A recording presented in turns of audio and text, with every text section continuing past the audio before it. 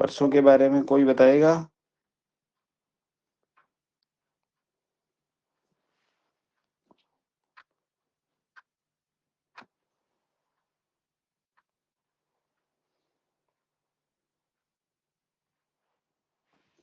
परसों हमने क्या किया था, कौन रिपीट कराएगा?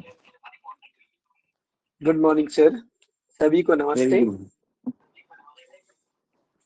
परसों हमने क्रीमी गति के बारे में जाना था। क्रीमी गति, क्रीमी दोषज, सन्निपातज दोषज है। तीनों नाड़ी कृमि की चाल मिलेगा। नाड़ी में छोटी छोटी कीड़े की चलने की आवाज होगी। इनकी चाल कंटिन्यू मिलेगी। यह गति बताता है पेट में कीड़े हैं। यह दीर्घकालीन रोग है। यह क्रोनिक कमजोरी है। यह एनीमिया की जैसी स्टेज होती है। पेट में गैस, पेट साफ नहीं होता, कॉन्स्टिपेशन होता है। और उसके बाद हमने जाना था इंडिकेट अरिष्ट अरिष्ट गति के बारे में। यह एक मृत्यु होने वाली सूचक सूचक है ना, अरिष्ट गति। यदि नाड़ी रुक रुक के चले और ठंडे होगी, लेकिन कब होगी नहीं पता चलता है। यदि नाड़ी दीर्घ हो और विषम हो, कभी कंपन महसूस हो और चेंज होती है, तो अनियमित मृत्यु होने की संभावना होती है इसमें। और सबल व्यक्ति के पल्स रेट स्लो मिले तो अरिष्ट गति सिम्टम हो है। और दुर्बल व्यक्ति का जो नाड़ी है तो फास्ट फास्ट मिले तो ये भी अरिष्ट गति का सिम्टम है करके हमको जानना चाहिए। रोगी के गल्फ क्षेत्र में नाड़ी मिले और उसकी मुंह खुले, वो भी मृत्यु सूचक कहलाता है। जो हाथ में नहीं मिलती है उनकी नाड़ी। रोगी के नाक ठंडी हो और सांस ठंडी हो और आंखों में चिप है, यह भी अरिष्ट गति कहलाएगा। और नाड़ी का स्थान भी छोड़कर चलता हो, और किसी की नाड़ी ना मिले और दबाने में भी ना मिले, ओठ काले हैं और नाखून मसूड़े में कालेपन आया, इसका मतलब प्राण वायु, ब्लड ऑक्सीजन नहीं पहुंचता तो भी उसका मरना। ये भी अरिष्ट गति का एक अलग सिम्टम है। और नाक टेढ़ा और टेढ़ा होता है, और ये भी एक अरिष्ट गति का सिम्टम है। इसके बारे में हमने कल पढ़ा था सर। जी जी, बहुत बढ़िया, बहुत बढ़िया सर।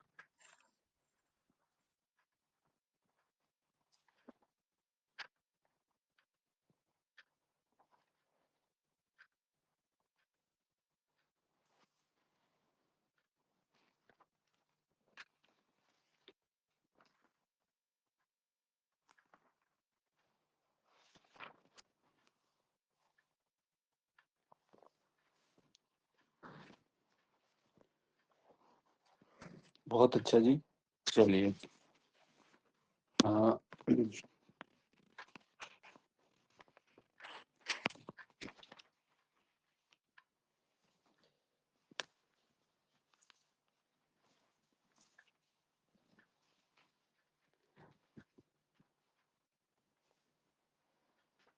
आज हम आगे जानते हैं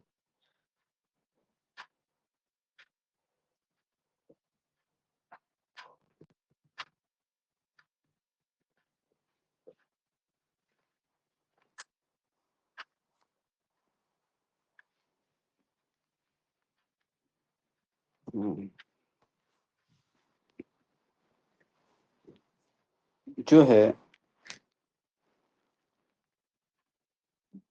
एक दिन में मृत्यु सूचक नाड़ी के बारे में हम जानते हैं।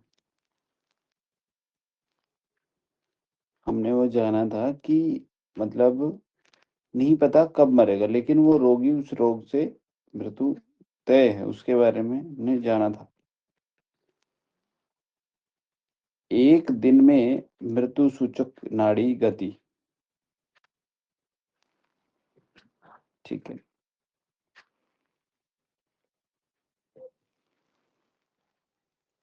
जब किसी रोगी की नाड़ी का स्पंदन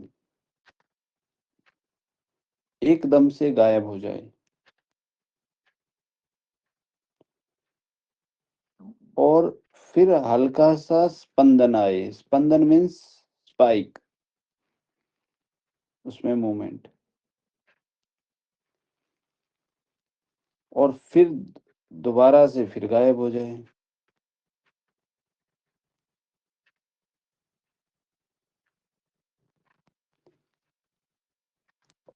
कहने का अर्थ यह है कि जो वात पित्त कफ जो 3 स्थान हैं, उन तीनों स्थानों पर हम पूरा एकदम मतलब जोर दे के भी चेक करें ना, तो भी उस पे स्पाइक प्राप्त नहीं होती है। जब वो स्पंदन गायब होता है उस समय पर, और फिर मतलब जब स्पंदन आता है तो सुपरफिशियल पर, यानी कि सुपरफिशियल मतलब हल्का रखा तो ही स्पंदन मिल गया। तो ऐसे रोगी की जो मृत्यु है वो एक दिन के अंदर हो जाती है, ऐसा आचार्य रावण बताते हैं। वो एक वो श्लोक लिखते हैं, यदा नाड़ी हता वेगा स्पंदते नैवलभ्यते तदा दिनस्य मध्ये तु मरणम रोगी न भवेत। कह रहे हैं जिनकी नाड़ी का वेग स्पंदन मतलब नहीं मिलता है, मतलब वो गायब हो जाता है, हाँ, और फिर मिल जाता है, तो ऐसे व्यक्ति की जो है तथा दिनश्य उसी दिन तुमरणम योगिनो भवित, उस रोगी की मृत्यु हो जाती है, ऐसा वो बताते हैं। क्योंकि अच्छा रावण रावण जो था ना वो बहुत बड़ा वैद्य था। आपको पता है क्या इस बात का कि रावण राजा भी था, वैद्य भी था, उसके पास कितनी 14 कलाएं थी शायद, 14 यस प्रकार सर। के विद्या थे, जिसमें से वो वैद्य भी था, और वैद्य भी छोटा मोटा वैद्य नहीं था, सीधा भगवान शिव से उसने डायरेक्ट नाड़ी विज्ञान सीखा था। मतलब एक ही व्यक्ति हुआ है जिसको डायरेक्ट भगवान शिव से नाड़ी ज्ञान प्राप्त हुआ है।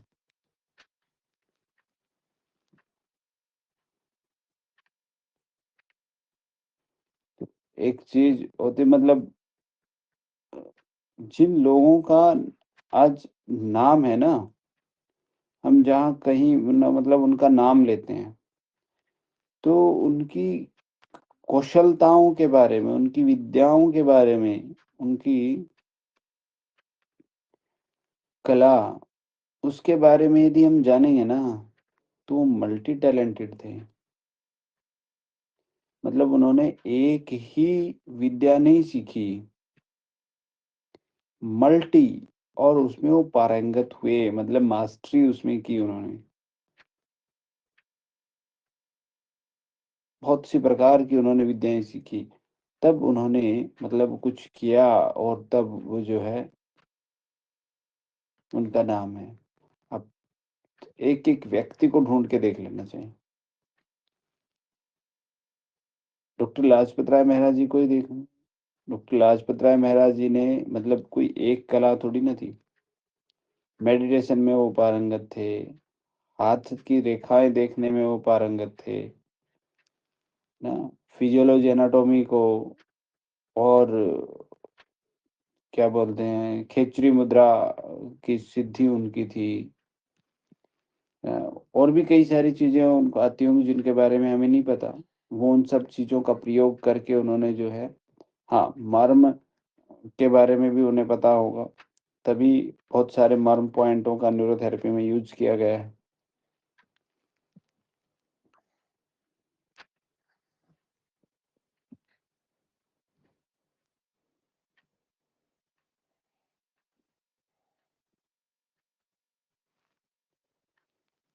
और हम आज जो है ना सोचते हैं कि हमें यदि 50 पॉइंट का पता चल गया, तो हम तो जी हो गए मास्टर और हमसे बड़ा ना अब कोई।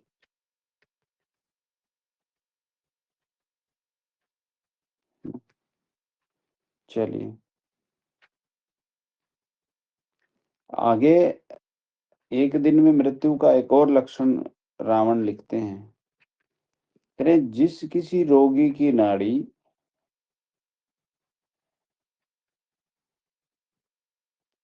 हमेशा वात स्थान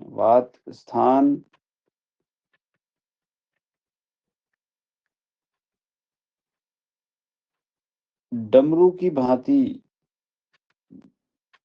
भ्रमण युक्त गति करती हो, नाड़ी की गति तेज हो, उस रोगी की मृत्यु एक दिन में हो जाती है। मान लो कोई रोगी है और उसकी जो वात की नाड़ी है, सदैव का मतलब कि आप जब भी उस दिन उस चेक कर रहे हो, ठीक है, मतलब मरने वाले दिन की बात कर रहे हैं यहाँ पे। जो तर्जनी उंगली है हमारी वात वाली, वहां पर मतलब डमरू जैसे बजता है, डमरू जो गति थी वो गति उधर मिले,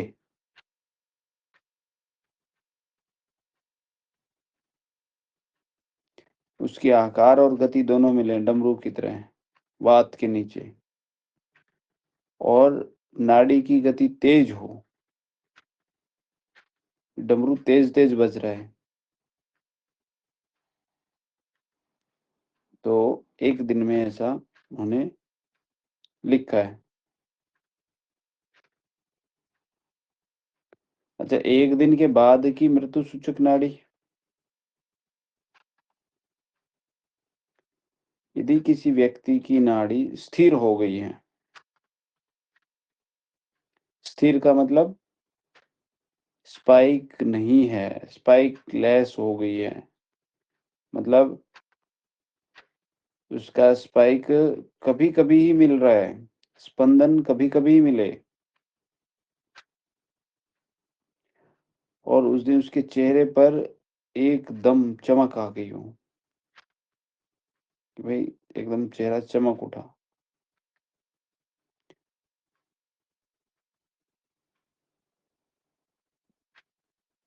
दो लक्षण यहाँ पे लिखे हैं कि एक तो स्पंदन क्या हो गई हो, गायब, मतलब स्थिर सी हो गई हो, गायब नहीं हुई है, गायब की बजाय मतलब यानी कि स्पंदनहीन, यानी कि कभी कभी मिलती है, मिल तो रही है। एक तो था कि एक दिन में ही, जिसमें क्या हो रहा था, गायब हो रही थी और फिर दोबारा से स्पाइक हल्की सी मिल रही थी, और जब गायब हो रही थी तो ढूंढने से भी नहीं मिल रही थी।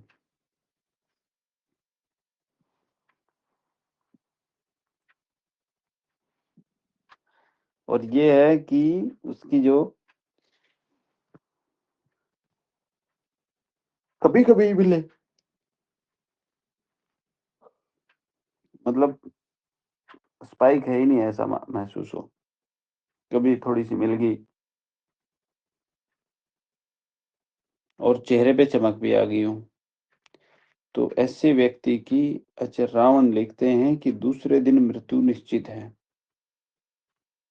स्थिरा नाड़ी मुखे विद्युत विद्युत धुतिरिवेक्षते दीनेकं जीवितं तस्य द्वितीय मरणं ध्रुवम्।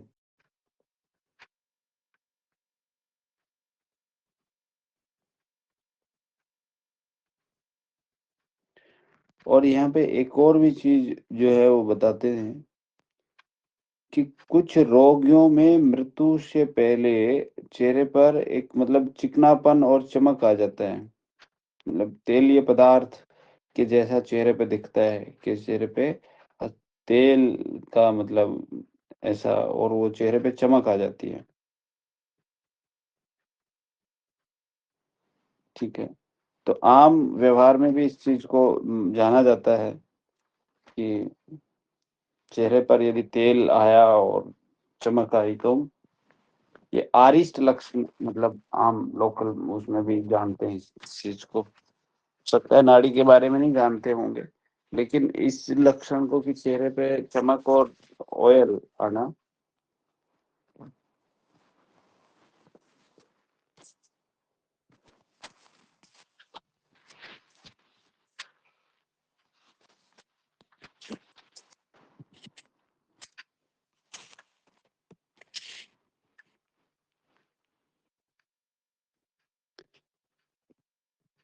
अच्छा, ये तो था। हाँ, इसमें एक और भी आता है ना। जिस किसी रोगी का वात की नाड़ी के जो स्पाइक है वो अचानक से गायब हो जाए।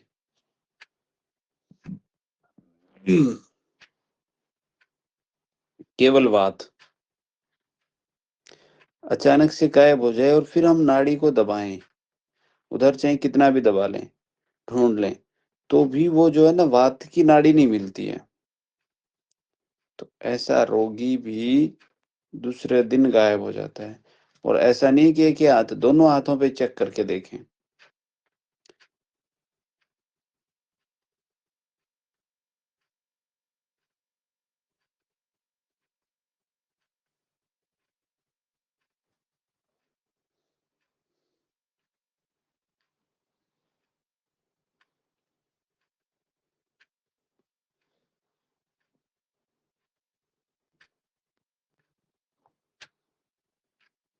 अच्छा, 3 दिन में जो मृत्यु की होने की जो संभावना है उसमें नाड़ी की गति, या 3 दिन, 1 हफ्ता, 15 दिन।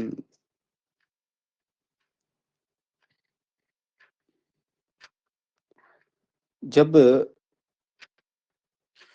हमें जो रोगी की नाड़ी जब हम देखते हैं तो वात का स्थान जो है उसमें नाड़ी नहीं मिलती है। वात के स्थान पर नाड़ी की स्पाइक नहीं है। पित्त की जगह पे यानी कि मिडल फिंगर पर शीतलता महसूस हो रही हो,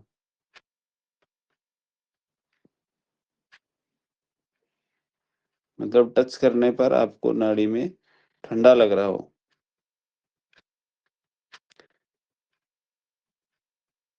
और कुछ गीला गीला लग रहा हो,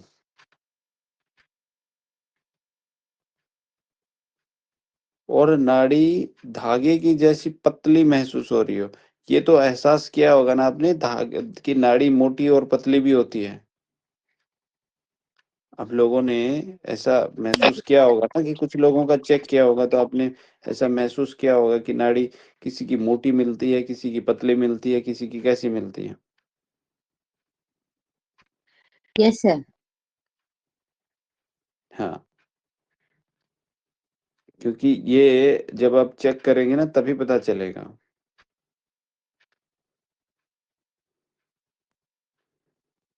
उसकी नाड़ी जो है एकदम धागे की जैसी पतली हो और नाड़ी की गति मंद हो।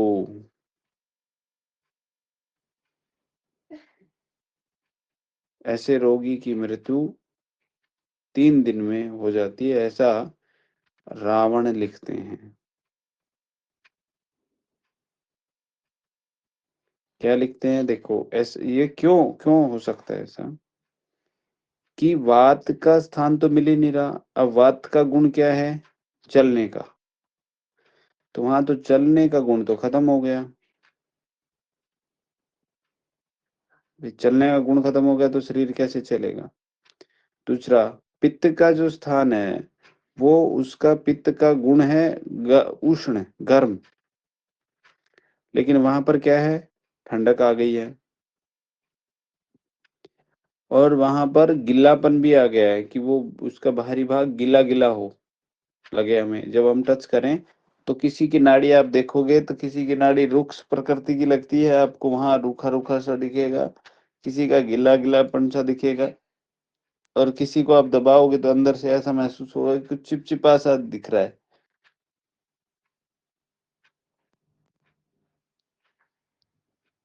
किसी किसी की नाड़ी आप चेक करोगे तो ऐसे उंगली रखोगे दबाओगे तो ऐसा लगेगा उसके नीचे से कुछ निकला।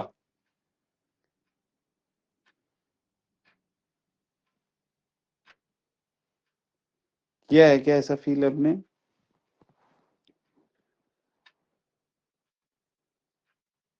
और सर नाड़ी, हल्का और हल्का नाड़ी, सा। हाँ जी क्या बताया आपने? सर अभी बीमार लोगों को देखा का नहीं करके देख पाए ना सर उतना, तो कोई थोड़ा बात बहुत। नहीं, कोई बात नहीं, कोई हाँ बात, जी। अब करके देखना, मिलेगा ऐसा है ना। और नाड़ी में धागे के जैसा ही स्पर्श मिले, मतलब बहुत बारीक पतला आपको स्पाइक उसमें दिखेगा, अंदर महसूस हो जाएगा कि यार धागे की जैसी मिल रही है। और नाड़ी की गति धीमी हो तो 3 दिन में रोगी जो है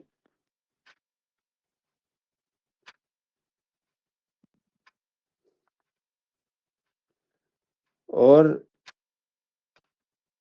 रोगी के पैर की नाड़ी चलते चलते रुक जाती हो तो भी रोगी की बताया कि 3 दिन में मृत्यु हो जाती है।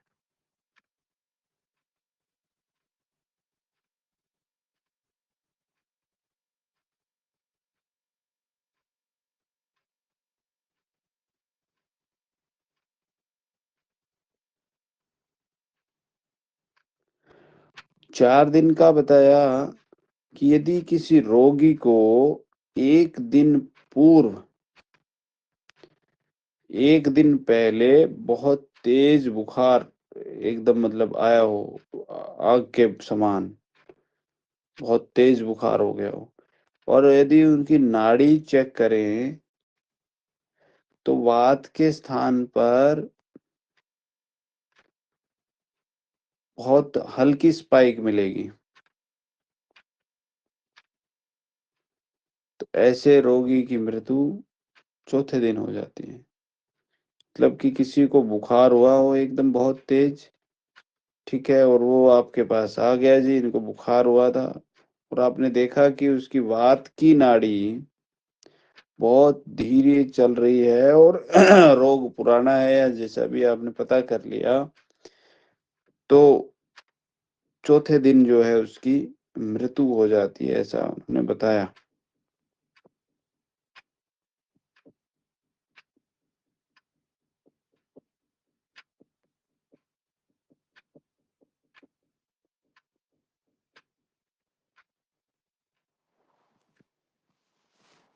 एक सप्ताह में मृत्यु की नाड़ी, जब किसी रोगी की नाड़ी जो मतलब वात का स्थान है अंगूठे की जड़ में है ना,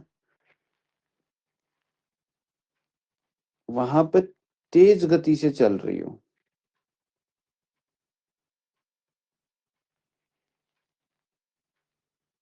और जब हम उसको टच करें तो हमें कैसी महसूस हो, ठंडी महसूस हो, और रोगी को चिपचिपा पसीना आ रहा है, मतलब पसीना आ रहा है, ऐसे होते हैं ना कुछ बीमार की बहुत पसीना आ रहा है, बहुत पसीना आ रहा है, लेकिन उसको पसीना तो आ रहा है, चिपचिपा पसीना आ रहा है, जैसे अगस्त महीने में होता है पूरी चिपचिपाहट, वैसा उसको पसीना आ रहा है। तो वो रोगी एक सप्ताह तक जो है,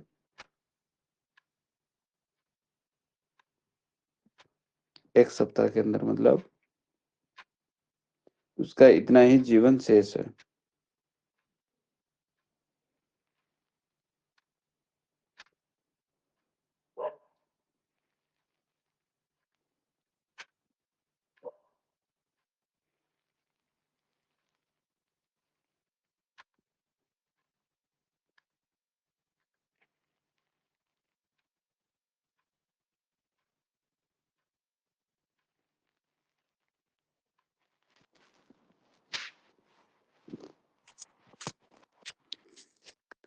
और यदि वात की जो नाड़ी है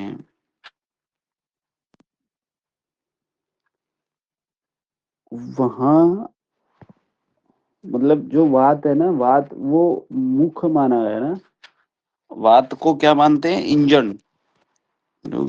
मतलब शुरुआती पॉइंट वात होता है, ठीक है।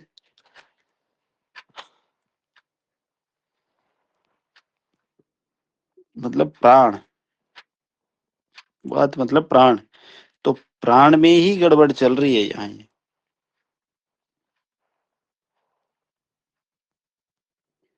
प्राण किसी का कैसा हो गया, किसी का कैसा हो गया, तो प्राण से ही पता कर रहे हैं।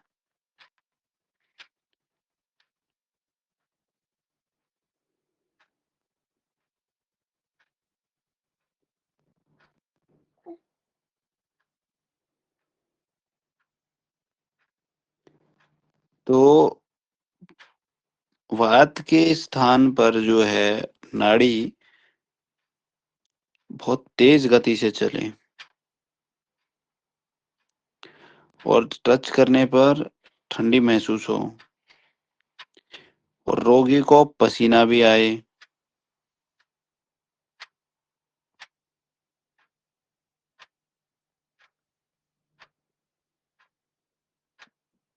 तो ये असाध्यता का जो है लक्षण है कि वो ठीक नहीं हो सकता। ऐसे रोगी हार्ट की समस्या से 1 सप्ताह के भीतर जो है अपना जीवन समाप्त कर लेते हैं। मतलब उनको जो है ना, हृदय रोगों में कोरोनरी आर्टरी का डिसऑर्डर हो जाएगा, मायोकार्डिक इन्फेक्शन हो जाएगा, या मतलब इस प्रकार के जो है होंगे। और इसमें एक और, रोगी यदि हाथ को ऊपर उठाएगा तो उसकी नाड़ी जो है ना एकदम बिजली की तरह स्पाइक आएगी।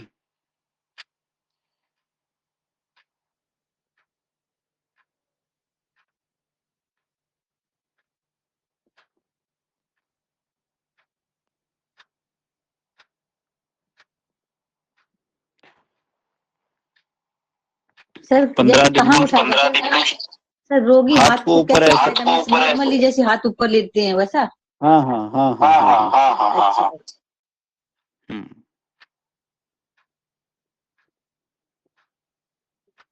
मतलब नीचे हाथ करके हमने चेक किया तो वात के स्थान पर नाड़ी तेज चल रही है, लेकिन ठंडी है और रोगी को पसीना भी आ रहा है। और वहीं उसका हाथ हमने ऊपर करा लिया कि ऊपर करो तो, और ऊपर किया तो जो है हमने फिर चेक किया, मान लो रोगी को बैठा लिया और हाथ ऊपर कराया और हमने उसको चेक किया, तो ये एकदम बिजली की गति के समान उसमें स्पाइक हो, बहुत तेज स्पाइक आ जाए, तो रोगी 1 सप्ताह में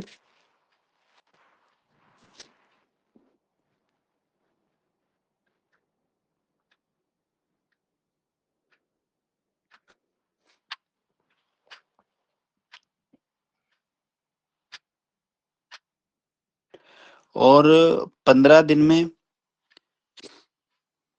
रोगी का शरीर ठंडा हो,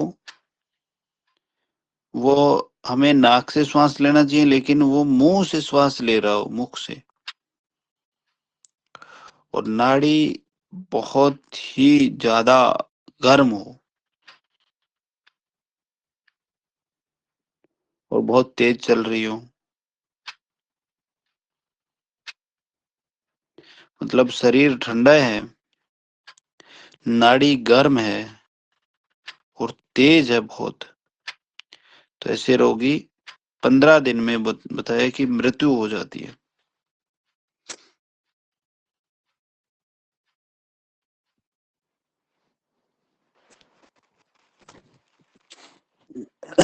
क्योंकि देखो उल्टा हो गया ना, शरीर ठंडा है, मुंह से श्वास ले रहा है वो।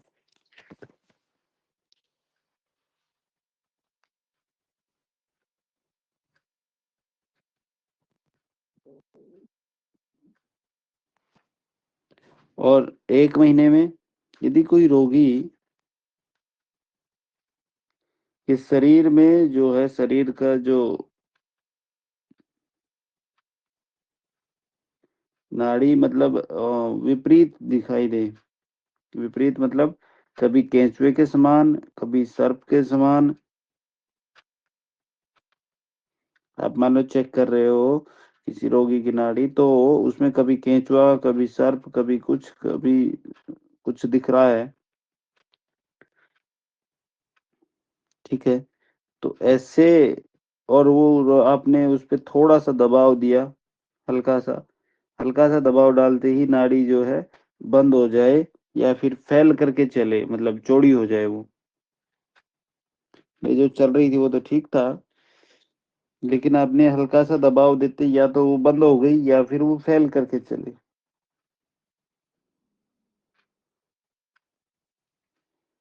तो ऐसे रोगी 1 महीने में मृत्यु को प्राप्त हो जाते हैं।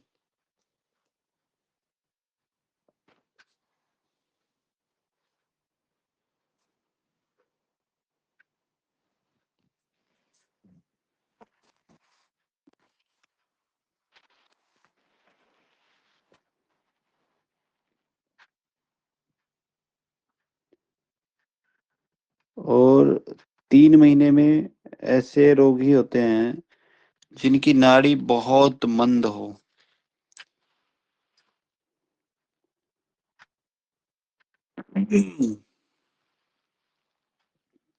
बहुत मंद, कमजोर हो। और यदि पुरुष है तो उसके जो टेस्टीज हैं उनको दबाएं तो उससे भी उसको दर्द ना हो। तो 90 दिन में ऐसा बताया कि उस रोगी की मृत्यु हो जाती है। ऐसा नाड़ी तंत्र में लिखा है, नाड़ी तंत्र।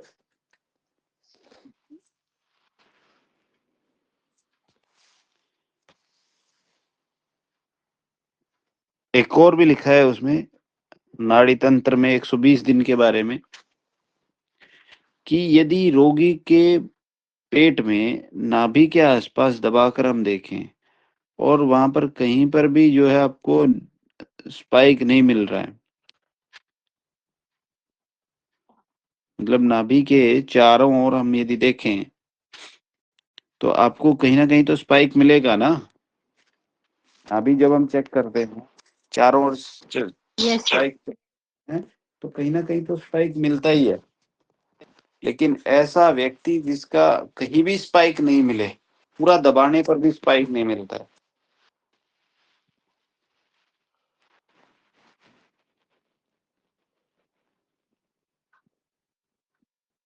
तो ऐसे व्यक्ति 4 महीने से अधिक जीवित नहीं रहता है, ऐसा नाड़ी तंत्र में बताया गया।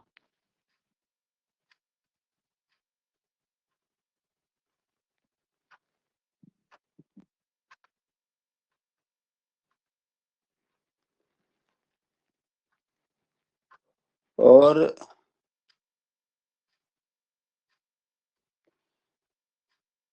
रोगी यदि दुर्बल हो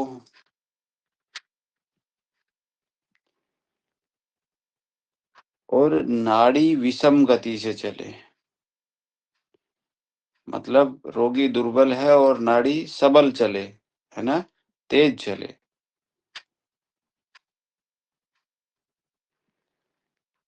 अचानक उसको जो है यहाँ कंधे पर पसीना आता हो, पसीना आने की मतलब अचानक से पसीना आने की वो उसको प्रवृत्ति हो। एक तो दुर्बल है, नाड़ी विषम गति से चल रही है, और अचानक कंधे पर पसीना आ जाता हो स्कंद मूल में, तो ऐसे रोगी 6 माह के जो है, मतलब वैसे सूचक हैं कि 6 माह में, यह भी नाड़ी तंत्र में लिखा हुआ है।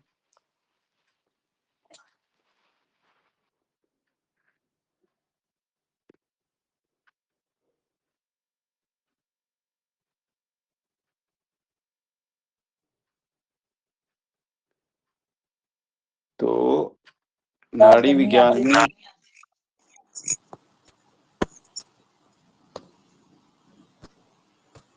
हाँ जी बोलो। हाँ, किसी किसी के सर में बहुत ज्यादा पसीना होता है तो उनके क्या लक्षण रहते हैं?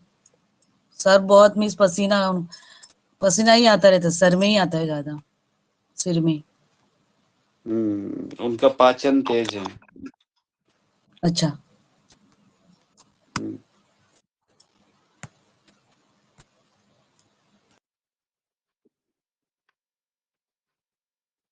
सर जी कंधे में पसीना मीन्स अंडर आर्म में ज्यादा स्वेटी। गर्दन से नीचे।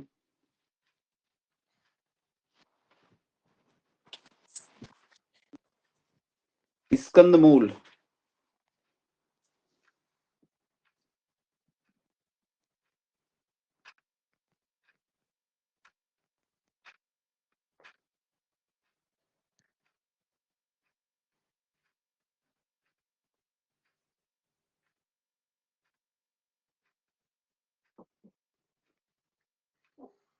कंधे का जो मतलब भाग है,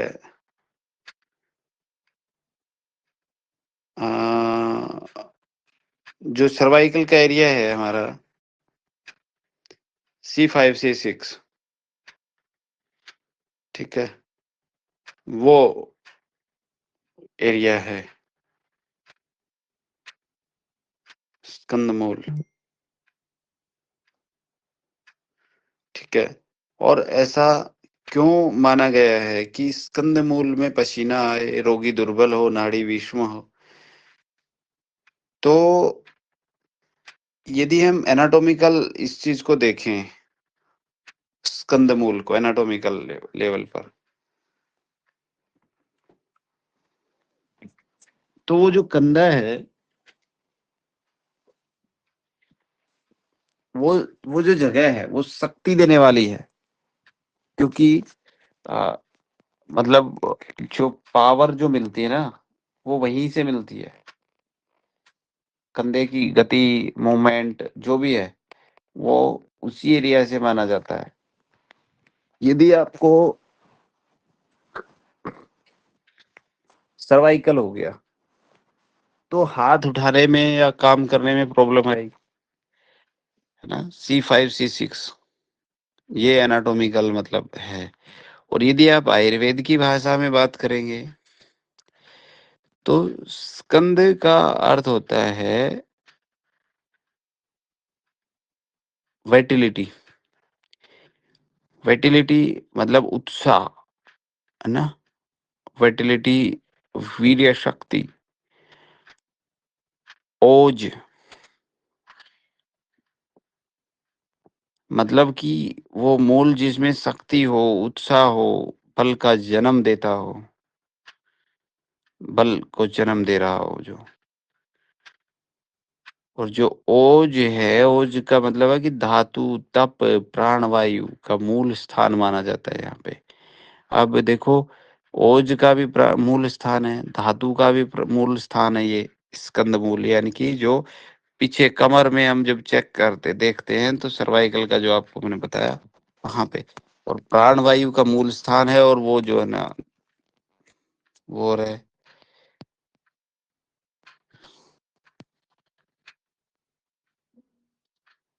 स्कंद मूल से ही हाथ पैरों में बल, है ना। ये मतलब आपको जब कभी थकान होती है तो हम जो T1 T2 पॉइंट देते हैं, है ना। और यही एरिया यदि हम न्यूरोथेरेपी में देखते हैं तो सब क्लेविन पॉइंट देते हैं, है ना। क्योंकि हमारा जो सुपर क्लेवियर जो लिम्फ होता है, एड्रेनल स्पोर्ट के लिए पॉइंट होता है, T1 T2 होता है, सर्वाइकल का वो होता है। तो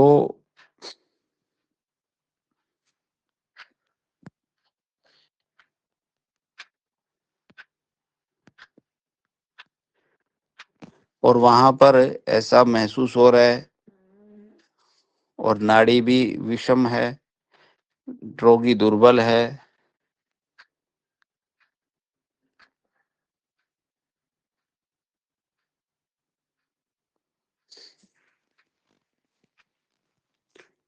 ठीक है जी।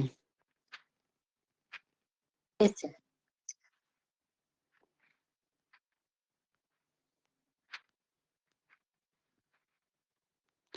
और किसी का कोई क्वेश्चन डाउट?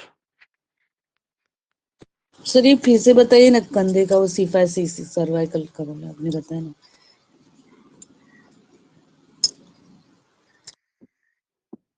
स्कंद मूल का अर्थ होता है कि जो स्कंद है ना, स्कंद स्कंद का स्कंद 2 शब्दों से मिलके बना है। ठीक है, स्कंद मतलब मूल होता है जड़, रूट। ठीक है, मूल मीन्स रूट।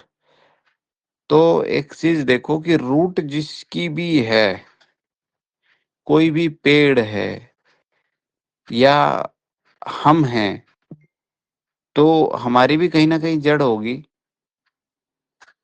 ठीक है, तो जड़ से ही आपको क्या मिलेगा? बल मिलता है, ताकत मिलती है।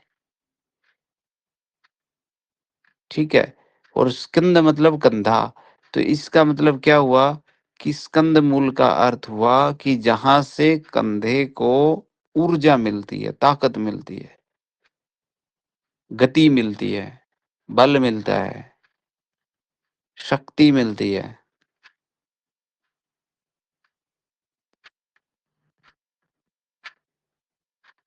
और जो फिजियोलॉजी एनाटॉमी में जो मानते हैं, वो स्कंद का अर्थ हो गया कंधा। ठीक है जी, और मूल का अर्थ हो गया जड़। तो यानी कि वह स्थान है जो कंधे को गति दे, शक्ति दे। ठीक है, आपके हाथ को ऊपर उठाने की पावर दे ना, काम करने की वो दे, पावर दे। और उस जगह को स्कंद मूल माना गया है एनाटॉमी में।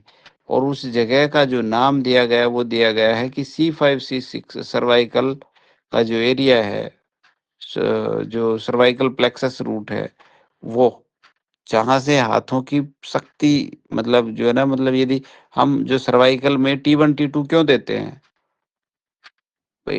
पॉइंट है ना T1 T2, ये वो सप्लाई करते ना सर, हाथों को ब्लड सप्लाई करते हैं जो नाव होती है, हाँ T5।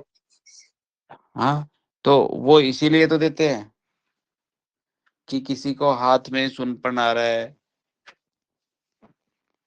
है ना, तभी तो देते हैं हम। या सर्वाइकल हो गया, यानी कि उसका समझो, उसका एनाटॉमिकल लेवल या आयुर्वेदा में नाड़ी के हिसाब से इसका मतलब कि उधर उसकी प्राण में या उसके एनर्जी में गड़बड़ हो रही है, तभी तो हाथ में सुनपन आ गया, वहां की पावर नहीं है।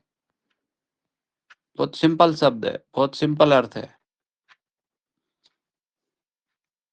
Yes sir. और यदि वहां की वायु, वहां की वो धातु है, ओज है, ओज मतलब कि मतलब जब स्कंद का अर्थ एक और भी होता है, वेगोर। वेगोर, वाइटलिटी, ड्राइव, ओजस। मतलब स्कंद का मतलब भी है, ये भी होता है उसका अर्थ। यानी कि प्राण के स्तर पर यदि हम स्कंद को देखें कि प्राण, मतलब स्कंद को यदि आप प्राण के लेवल पे जाके देखते हो कि भाई प्राण है कि नहीं है उसमें, तो स्कंद का मतलब होता है विग्योर का। विगोर मतलब होता है उत्साह, विग्योर, है ना, उत्साह। वाइटलिटी मतलब कि उसकी वीर्य की शक्ति। ओज, ड्राइव, ओज मतलब कि उसके यानी कि कितनी पावर है उसमें, कितना ओज है। जिस प्रकार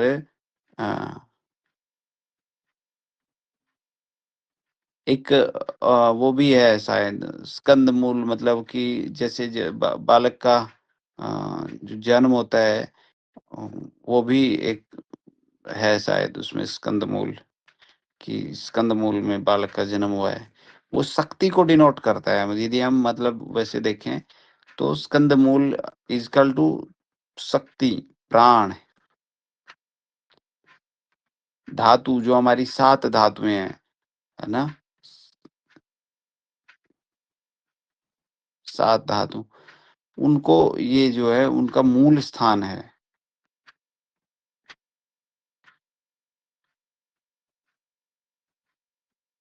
या आप ऐसा समझ सकते हो कि ऐसी जगह जहां से शरीर की शक्ति, गति, वीर्य उत्पन्न होता हो, वही स्कंद मूल है।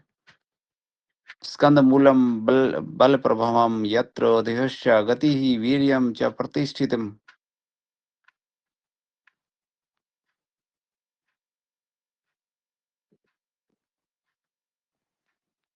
वो स्कंद मूल है। अब और इसमें आप फ्रोजन शोल्डर हो गया, तो किसी को सांस की प्रॉब्लम आ रही है, मतलब सांस लेने में दिक्कत आ रही है, तो आप उस एरिया को स्टिमुलेट करते हो। किसी का हाथों में पैरों में मतलब जान नहीं है, तो हार्ट में कोई प्रॉब्लम आई है तो, है ना, या जो सिप्पी चाइल्ड हैं उनमें भी आप यहाँ से जो है उनकी ग्रिपिंग कम है, तो किसी को टेनिस एल्बो हो गया तो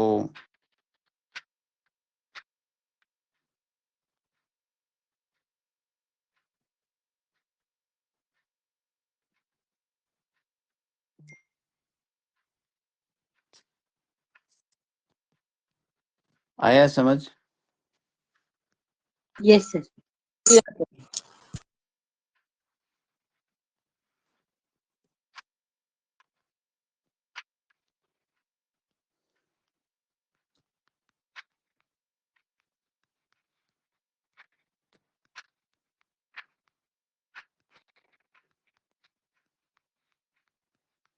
तो और नाड़ी मतलब व्यक्ति दुर्बल है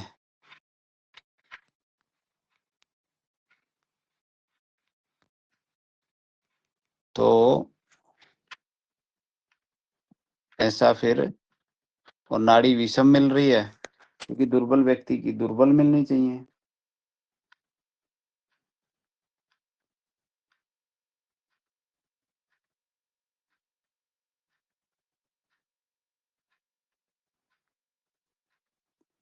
अच्छा, ये इन्होंने पूछा कि सर्दी में पसीना, विंटर में पसीना आने का क्या हो सकता है? देखो, सिंपल सी बात है कि आपको यदि विंटर स्वेटिंग हो रही है तो शरीर का एक मतलब टेम्परेचर मेंटेन करने का एक वो है कि टेम्परेचर मेंटेन करता है ना, थर्मोरेगुलेटरी मतलब जिसको बोलते हैं, तो उसका एक रिएक्शन है ये कि बॉडी आपके टेम्परेचर को मेंटेन नहीं कर पा रही है, मतलब हीट पैदा कर रही है, ज्यादा हीट। ठीक है, तो वो अंदर कोई ना कोई मतलब बीमारी का संकेत है, क्योंकि बॉडी टेम्परेचर जो बॉडी का तापमान का जो संतुलन है ना, वो गड़बड़ हो गया है।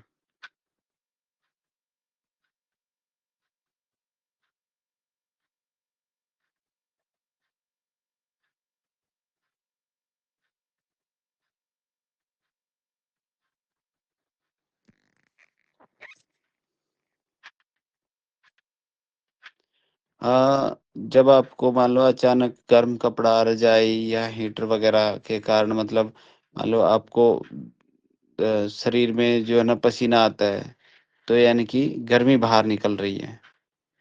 ठीक है। अच्छा, और यदि मतलब आम भाषा में ऐसा माना जाता है,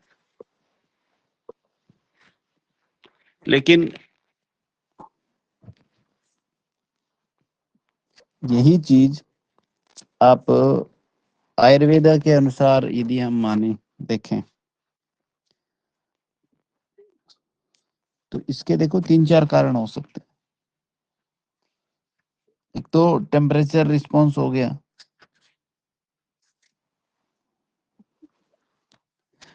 ठीक है जी। दूसरा, आयुर्वेद के अनुसार यदि आप मानते हैं तो आयुर्वेद में का अर्थ है कि पाचन खराब है, कब्ज हो सकती है, गैस हो सकती है, शरीर में विष टॉक्सिन्स जमाए हैं। ठीक है, तो शरीर उसको डिटॉक्स करना चाह रहा है हीट दे करके, क्योंकि बॉडी ऑटोमेटिक काम करती है ना, तो उसको डिटॉक्स करना चाह रहा है पसीना निकाल के। या फिर किसी को हार्मोनल अनबैलेंस हो सकता है, थायराइड अनबैलेंस हो सकता है। हार्मोन्स अनबैलेंस होंगे तो मतलब थायराइड होगा तो हार्ट की भी धड़कन तेज हो सकती है, घबराहट की वजह से हो सकता है। ठीक है, हाइपर थायराइड एंजाइटी ज्यादा हो तब हो सकता है, नींद खराब हो तब हो सकता है। और एक और भी कारण होता है कि पसीना ज्यादा, मतलब किसी व्यक्ति का शरीर कमजोर है, एचबी भी कम है, विटामिन डी भी कम है, और वो थोड़ी सी मेहनत करेगा, मतलब सर्दी हो चाहे कुछ भी हो, थोड़ी सी भी मेहनत करेगा तभी पसीना आ जाएगा। तो भी मतलब एक लक्षण हो सकता है कि उसमें कमजोरी हो सकती है विटामिन डी की, एचबी कम हो सकता है। और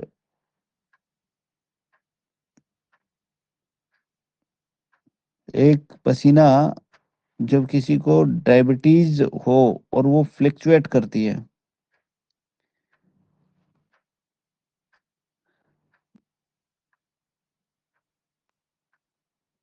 ठीक है, तो भी जो है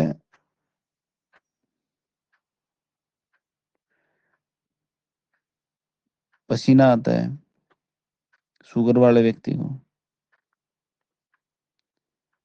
किसी को रात में पसीना आ रहा है,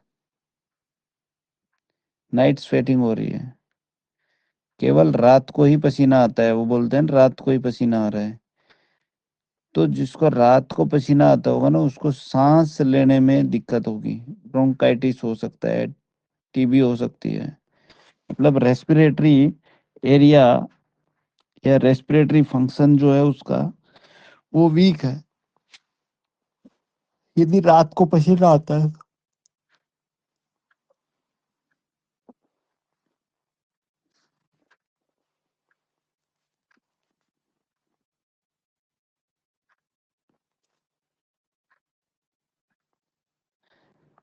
ठीक है जी, मतलब यदि किसी को मान लो रजाई ओढ़ने से या मतलब वो गर्म कपड़ा पहनने से मान लो पसीना आ रहा है, तो इसका सिंपल सा मतलब है कि उसकी जो नॉर्मल हीट है वो रिलीज हो रही है। ठीक है, और किसी को पसीना आ रहा है और उसको गैस कब्ज भारीपन है, ये भी लक्षण दिख रहे हैं, तो इसका मतलब है कि उसका पाचन खराब है और बॉडी डिटॉक्स करना चाहती है। किसी की हार्ट बीट बढ़ गई, नींद खराब हो गई, बेचैनी है, तो समझ जाओ कि उसको हाइपोथायराइड है, एंजाइटी है।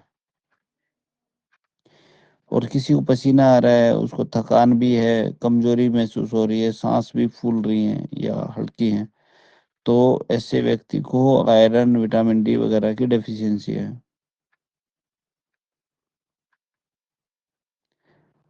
और यदि केवल रात में ही बहुत सारा पसीना आता है, रात में ही, रात को ही आता है, तो यानी कि चेस्ट इन्फेक्शन है या टीबी हो सकती है उसको, मतलब रेस्पिरेटरी फंक्शन से रिलेटेड गड़बड़ हो सकती है। और किसी किसी को मीठा खाने पर पसीना आता है, मीठा खाते हैं,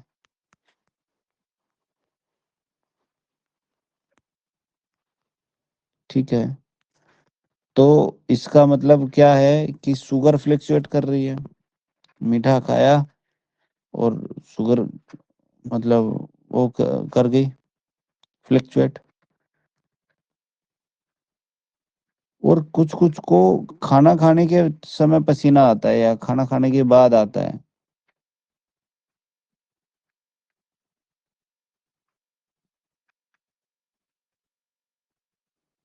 तो जब खाना खाने के बाद यदि आता है तो इसका मतलब है कि उसकी जो पेट की जो अग्नि है वो गड़बड़ है, उसकी जो शुक्राणु है, स्पर्म क्वालिटी, उसकी मतलब यानी कि उसकी एनर्जी जो वो लो है।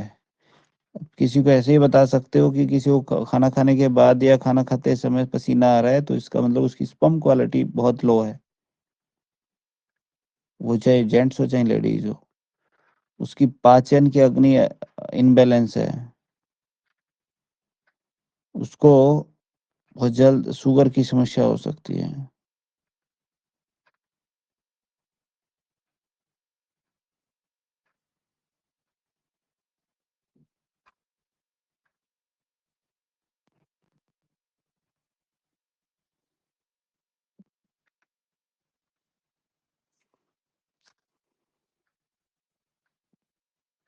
सर इन जनरल किसी किसी को बिल्कुल भी पसीना नहीं आता है तो वो कैसा होता है?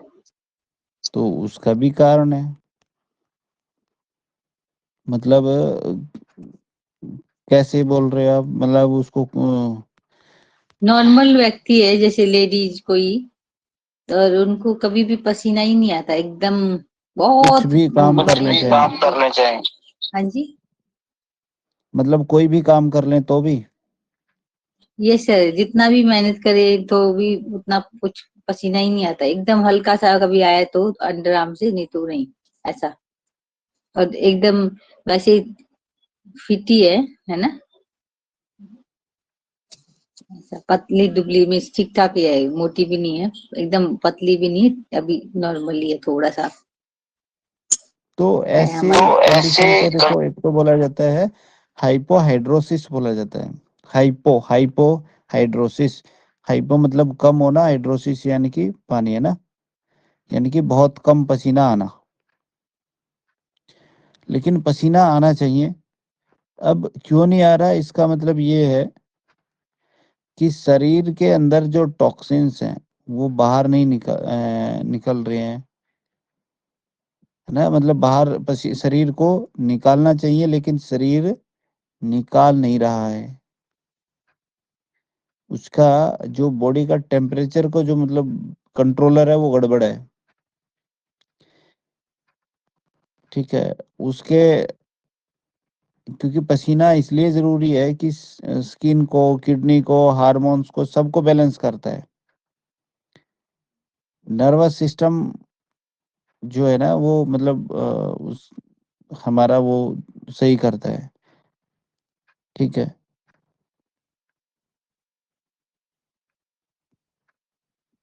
अब कुछ लोगों को मतलब यानी कि जो हम स्वेट पॉइंट देते हैं ना, गुरुजी ने बताया ना मुझे स्वेट बताया पॉइंट ना देना। Sweat point. Yes sir, yes. हाँ, वो क्या होता है कि किसी किसी का स्वेट ग्लैंड जन्म से ही ठीक नहीं होता है, बाई बर्थ स्वेट ग्लैंड काम नहीं करती है। तो हमें उसको स्वेट ग्लैंड दे के, स्वेट पॉइंट दे करके ऐसा हमें मतलब वो करना चाहिए। अच्छा, किसी को ऑटोनोमिक न्यूरोपैथी हो सकती है, नर्वस समस्या हो सकती है, उसमें मतलब B12 की कमी हो सकती है ना, नर्व डैमेज हो सकती है, शुगर हो सकती है। ठीक है, और किसी किसी के एक स्किन डिजीज होती है, उसमें क्या होता है कि पसीने के छिद्र बंद हो जाते हैं, स्कैर्स बोलते हैं उसको, स्कैर्स। तो ऐसे व्यक्ति को फिर पसीने के छिद्र बंद है तो वो नहीं आता है। या फिर थायराइड हो किसी को, हाइपोथायराइड, तो उसमें भी पसीना नहीं आता है। या फिर वो कुछ दवाइयां खा रहा हो, डिप्रेशन की, BP की या और इस प्रकार की, तो भी। और यदि हम न्यूरोथेरेपी के हिसाब से समझे, आयुर्वेद के हिसाब से समझे, तो पसीना कम आ रहा है इसका मतलब ये है कि शरीर का जो मेटाबॉलिज्म है वो लो है। जो शरीर से टॉक्सिन्स निकालने की जो पावर है बॉडी की, वो धीमी है।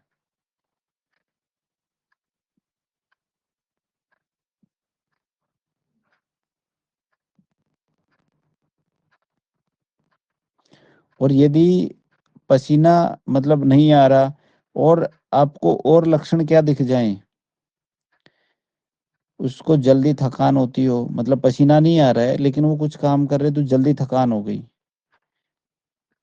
ठीक है, उसको बॉडी गर्म लगती हो कि मेरी बॉडी एकदम गर्म हो गई है लेकिन पसीना नहीं है।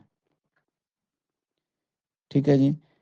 और खाना उसको भारी लगता हो, त्वचा सूखी हो, फटी फटी सी हो, नींद कम हो, ठीक है, मन उदास हो, तो इसका मतलब है कि उसका मेटाबॉलिज्म और नर्वस स्वेटिंग जो रिफ्लेक्स सिस्टम है वो दोनों ही मतलब लो हैं।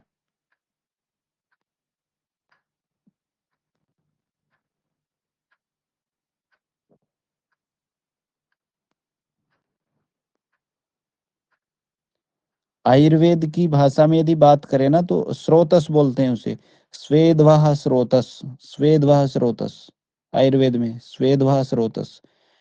ठीक है, स्वेदवाह स्रोतस यानी कि जहां से शरीर का पसीना बनता है और निकलता है, वो मार्ग अवरुद्ध है, वो रुक गया है, बंद हो गया है, वो निकल नहीं सकता, वो कुछ बंद हो गया और उसकी इतनी पावर नहीं है कि वो निकल जाए। ऐसा उसकी मंदाग्नि होती है, उसकी अग्नि मंद है ऐसे लोगों की। तो हमें उसमें क्या करना पड़ेगा, अग्नि को सुधारना पड़ेगा, त्वचा के रोमकूप को खोलना पड़ेगा, स्वेट ग्लैंड्स को एक्टिवेट करना पड़ेगा, मतलब है ना, और लिम्फ का प्रवाह, ब्लड फ्लो यानी कि हेपरिन और वात को संतुलन करना पड़ेगा।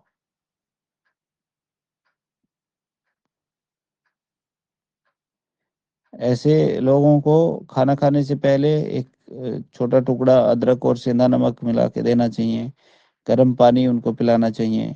ठीक है, और ऐसे व्यक्तियों को तिल के तेल की या सरसों के तेल की, गरम तेल की मालिश करानी चाहिए, और फिर जो है उसको भाप से स्नान कराना चाहिए ताकि स्वेट ग्लैंड खुल जाए।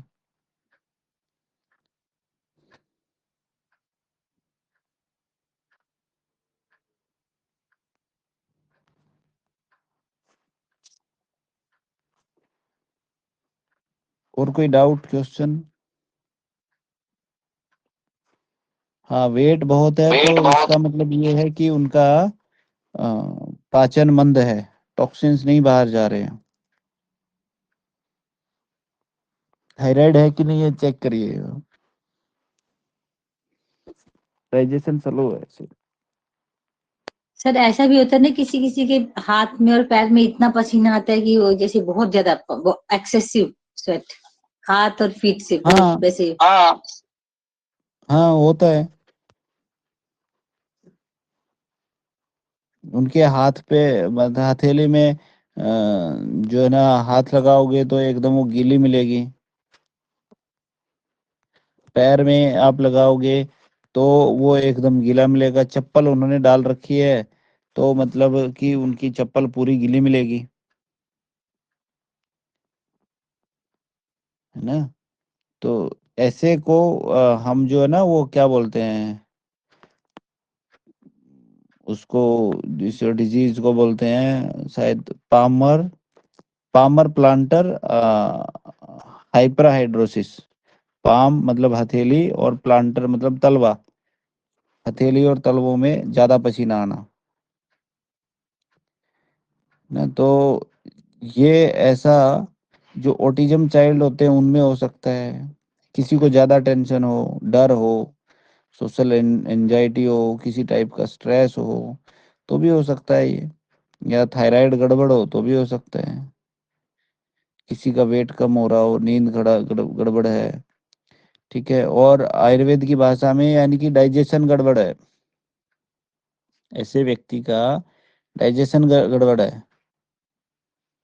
ठीक है, मतलब शरीर कुछ टॉक्सिन्स है अंदर जिनको बाहर निकालना चाह रहा है, तो फिर वो शरीर जो है ना और कुछ नहीं मिलता है तो हाथ पैर को ही इमरजेंसी आउटलेट बना लेता है। ऐसे व्यक्तियों में विटामिन डी, B12 की कमजोरी होती है, ऐसे व्यक्तियों का जो वो होता है, इम्यूनिटी होता है वो थोड़ा सा वीक होता है।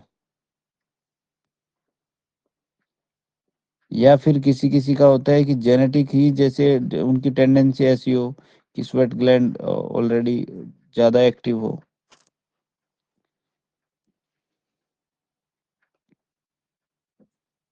मुझे ऐसा होता है, मैं पहले से ही होता है, जन्म में बचपन से ही है, पैर और हाथ में पसीना आता है ज्यादा। हम्म,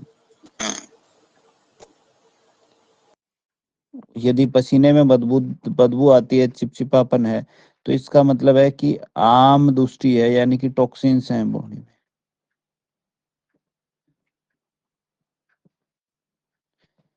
या खाना खाते ही आ रहा हो तो डाइजेस्टिव है, मतलब ये नहीं की प्रॉब्लम है। घबराहट के साथ घबराहट हो रही है, पसीना आ रहा है, हाथ पैर में आ रहा है, घबराहट है, तनाव है, तो उसको एंजाइटी हो सकती है। और ठंड में भी मतलब हाथ पैर में पसीना आ रहा है तो ऑटोनोमिक इम्बैलेंस है, ऑटोनोमिक सिस्टम है वो इम्बैलेंस है।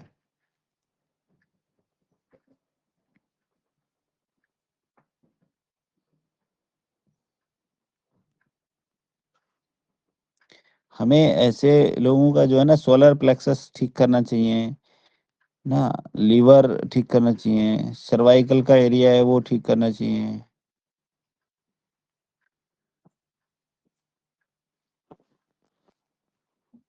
ना, और फिर उसके साथ देखना चाहिए कि और क्या प्रॉब्लम उनको है। ठीक है जी। Yes, sir. Thank you so much, sir. Yes sir, thank you. मेरे हिसाब से पसीने का चैप्टर आज कंप्लीट हो गया होगा। Yes, sir. नहीं, कई बार जो है ना Yes, पता नहीं sir. चलता कहाँ से चले और कहाँ खत्म हो जाता है ना। चलो, अच्छी बात है वैसे। चलिए।